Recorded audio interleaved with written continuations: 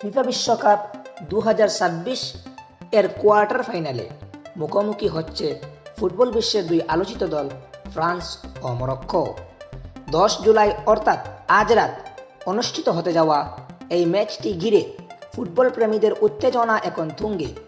একদিকে বিশ্ব চ্যাম্পিয়ন হওয়ার অভিজ্ঞতা নিয়ে মাঠে নামবে শক্তিশালী ফ্রান্স, অন্যদিকে ইতিহাস গড়ার স্বপ্ন নিয়ে লড়বে দুর্দান্ত আত্মবিশ্বাসী মরক্কো। ফ্রান্সের খেলার ধরন সবসময় আক্রমণাত্মক, দ্রুত গতির এবং দারুণ পরিকল্পনা মাফিক।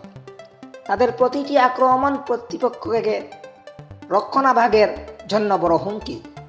মাঝমাঠের নিয়ন্ত্রণ, নিখুঁত পাস ও দুর্দান্ত ফিনিশিংয়ের কারণে ফ্রান্সকে এই ম্যাচে এগিয়ে রাখা হলেও নক আউট পর্বে কোনো দলকেই হালকাভাবে নেওয়ার সুযোগ নেই।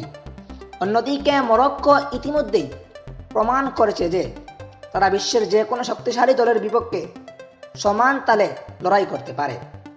তাদের শক্তিশালী রক্ষণভাগ, দ্রুত পাল্টা আক্রমণ এবং অসাধারণ দলগত সমন্বয় তাদের সবচেয়ে বড় অস্ত্র। প্রতিটি খেলোয়াড় নিজেদের সর্বোচ্চ দিয়ে দলকে জয়ের পথে এগিয়ে নেওয়ার চেষ্টা করবে। এই কোয়ার্টার ফাইনাল ম্যাচটি শুধু একটি ফুটবল ম্যাচ নয়, এটি দুই ভিন্ন ফুটবল দর্শনের এক অসাধারণ লড়াই। একদিকে ফ্রান্সের তারকা খচিত আক্রমণ, অন্যদিকে মরক্কোর দুর্ভাগ্য রক্ষা।